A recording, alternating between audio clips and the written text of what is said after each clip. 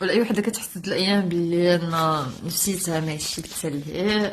ما نساوش باللي بلي حنايا في فصل الخريف. فصل الخريف معروف انه كيخلي بنادم كيلوى نفسيا، كيلوى جسديا، الشعر كيبدا كيطيح وما الى ذلك، حكمة الله في خلقه ان الانسان ما يستغربش. ولكن هو في عز الاحاسيس اللي ماشي هي ديك يحاول يدير شي حاجه لراسو.